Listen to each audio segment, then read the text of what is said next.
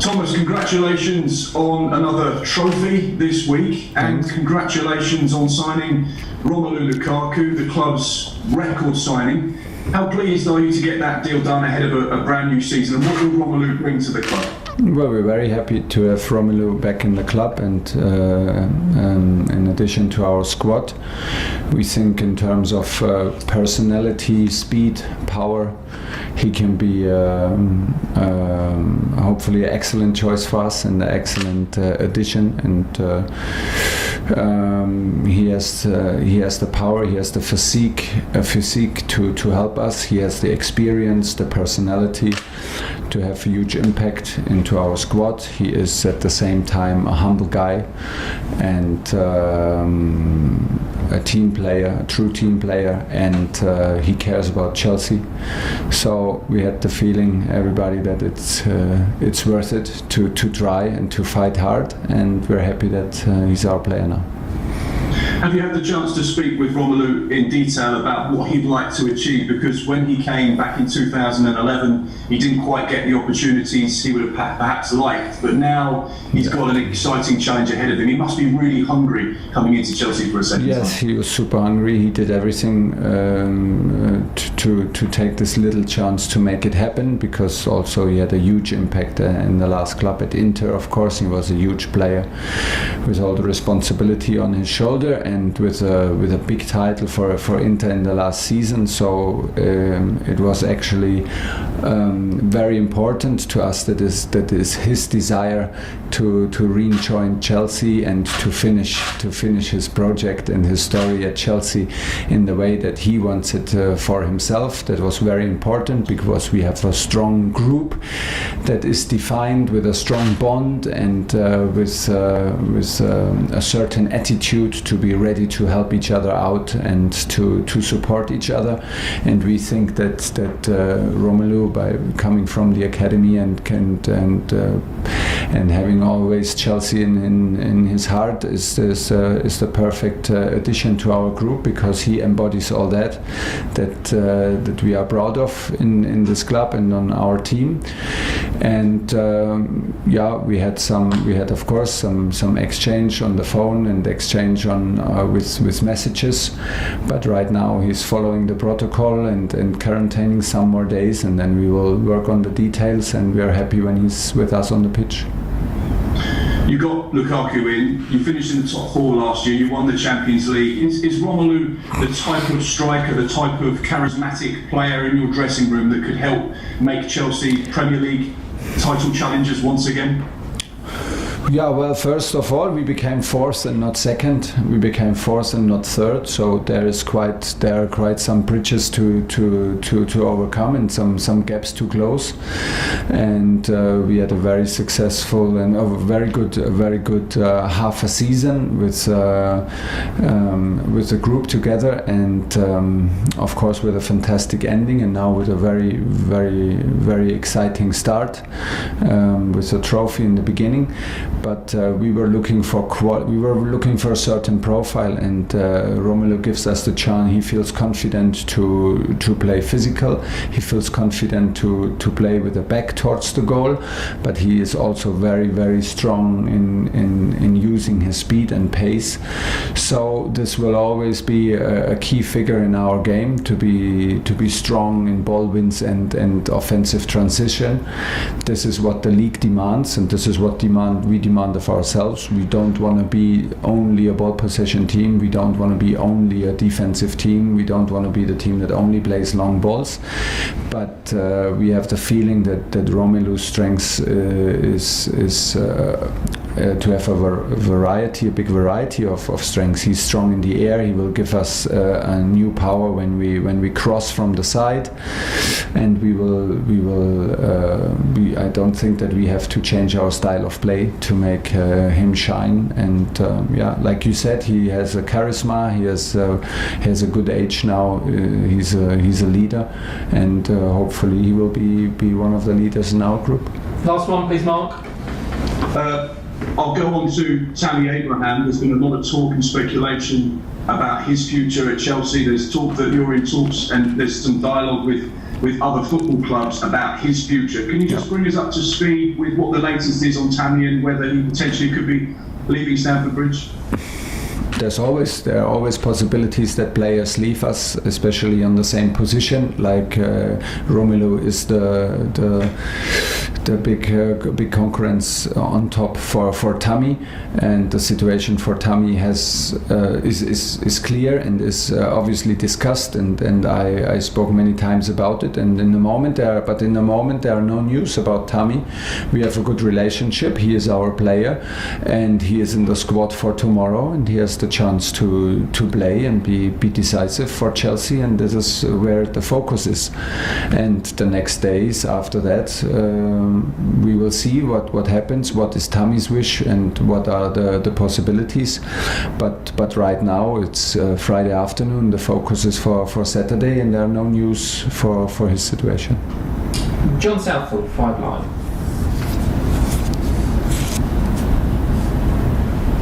We cannot hear you. Still can't hear you, John. Can you hear me now? Yeah, now we can hear you. That's good start. New season, same problems. You were talking about the gap from last season when you finished 4th. Yeah. A lot of people are making you favourites to win the title this season. Is that right? Does that surprise you?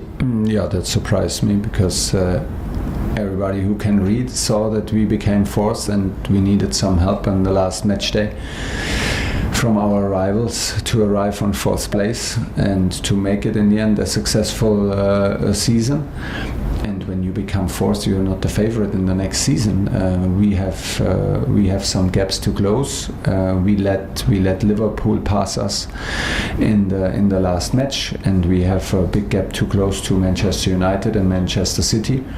I don't have the feeling when I see the transfer market and the activities from City and United. I don't see why they should be any worse than last season. They improved their squad. They are stable and very, very strong teams. So no, I think we are hungry and we are the challengers for the top 4 first of all, and then after that we will always be hungry to challenge everybody for the best possible outcome, and we are not shy to fight for every title in which we compete, which includes cups, Champions Leagues, and of course the Premier League.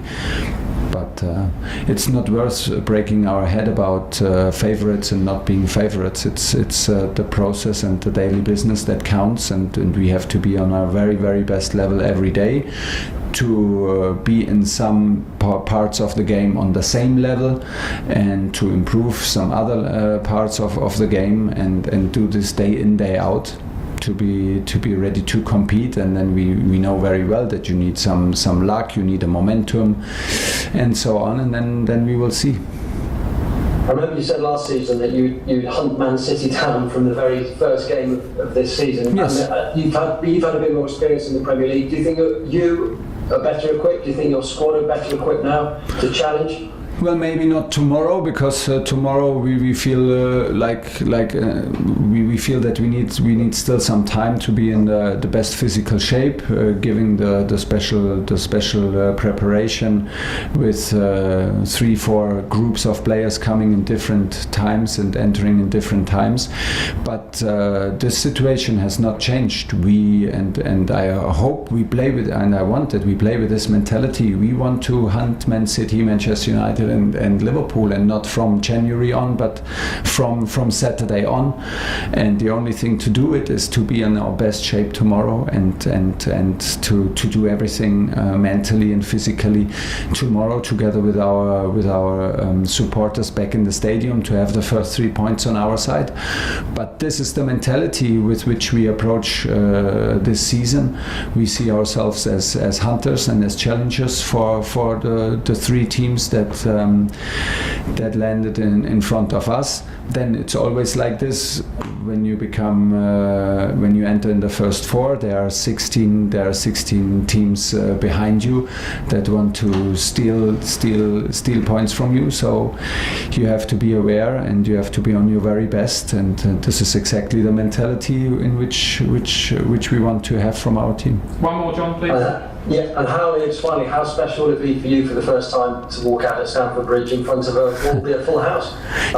Yeah, hopefully, and it changes the whole game. It changes also coaching, and for that it's good that we have the experience of a half a season, and we have experience together and very positive experience in two finals together. This creates a certain bond on which we can rely.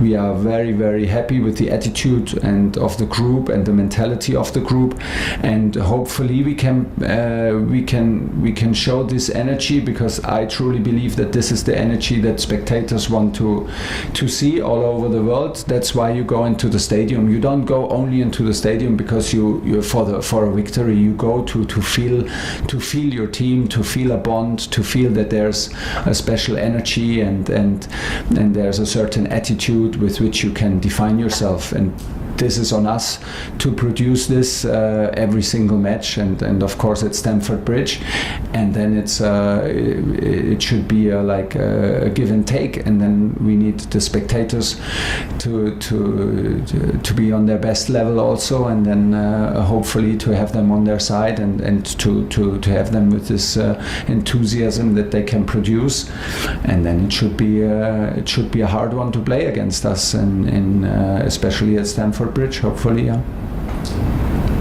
Moose, talk sport. Thomas, how are you? You had a good summer? I'm fine, thanks. You were linked with Erling Haaland before you bought Romelu Lukaku. Was it a question of getting both of them, or just getting one or other of them? Because I'm interested to know whether or not you're still, even this summer or next summer, interested in Erling Haaland. Yeah, we tried both and wanted to have Lewandowski on the number 10 behind. But unfortunately, the board didn't listen, so we need to be happy with only Romelu. Could have got that Messi bloke as well. Yeah, we missed a lot of opportunities out there on the transfer market. That's why you find me very upset, and we don't know how we should continue. No, honestly, we had a certain profile, and like I said, we are very happy with the attitude and the mentality of the group, and we want to protect it. It's not a given that the group works like this group, and this is a very precious thing, and this can be decisive in football, and in my opinion it is decisive, and we are careful with this group and we want to protect it. So it was not about like bringing the most possible amount of players into this group. It's about, we have to be sure that the player is of course good enough, talented enough, that it's in the right state of mind, that he has also something to give from his personality that improves us. And we were as sure as we could be in any transfer. There are like always issues and doubts, but we could be very, very sure with Romelu, because he knows the club and he knows what Chelsea is all about, and so we're happy that it's like this. You say you're hunters and you're challengers this season, your words. When you buy the best players, like Romelu Lukaku, one of the best strikers in the world, does that put more pressure on you as a coach? Because already you've delivered in winning the Champions League and the Super Cup. And I wonder if there's more pressure on you now going into this season, even more than your players. Yeah, but Man City is doing the same. They're improving their squad. Manchester United are improving their squad. So I think it's necessary to. I don't see us like the only one trying to improve our squad and closing the gap by only bringing players. And this would not be enough, because everybody else is doing the same. So from this point of view, maybe the others are even ahead of us, and the gap is even more opening and getting bigger than closer. But bringing quality and bringing mentality and bringing personality is always welcome, and I don't feel it that it increases the pressure on me. It makes life more exciting as a coach, because we believe that this is a strong addition to our group, and we are happy that Romelu is here, and we have a lot of games to play, and we have another competition in December in the World Cup, and we come from a strange pre-season with European and Championship and Copa America. So I'm pretty sure that we need strong players to play on the level that we demand from ourselves. Last question, Moose, please. And last quick one. Obviously, fans back this weekend is something new. Fans back in the stadium for you, something new. But I'm anticipating as well. Last season, you weren't able to see your family much. They had to stay in Germany. They're probably with you as well now. In terms of that, does that make you a lot happier off the pitch? And in terms of your work, will we see that in your work? No, work is work and family is family. But of course, it's now that I found a house. I don't live in the hotel anymore. Makes life much more enjoyable, of course.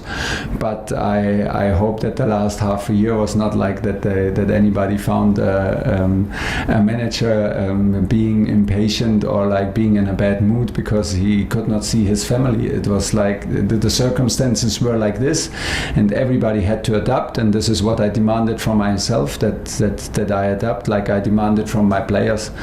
Like you say, I'm super happy that we have spectators back in the stadium. It makes things easier on one side, because I'm very, very sure everybody is happy to push, and we can create with our style of play and with the energy a certain atmosphere where it can become very, very difficult to play against us.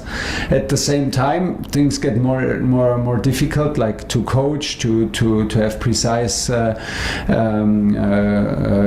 coaching signals or whatever, or speak with the players at the sideline. They can simply not hear you anymore. So but we are excited, and I am very excited, and from tomorrow we start the season. Last question in this section, Olivia at PLP. Hi Thomas. Hi. We haven't spoken about team news. Obviously, playing 120 minutes in the Super Cup was not ideal ahead of the game tomorrow. Can you just give us an update on Hakim Ziyech and any other players that will miss out tomorrow? Hakim will miss the game tomorrow for sure because of his injury. The decision is made. It will be treated conservatively. There is now, in the moment, the situation is like this, that we don't need a surgery, which is very, very good news for this kind of problems. And we hope that it continues like this, and he can be back on the pitch within the next 2 weeks. So we hope this. We cannot promise, but this is what we actually hope for in the moment. We have some issues with N'Golo Kanté. We need to sort it out from the game, from the final.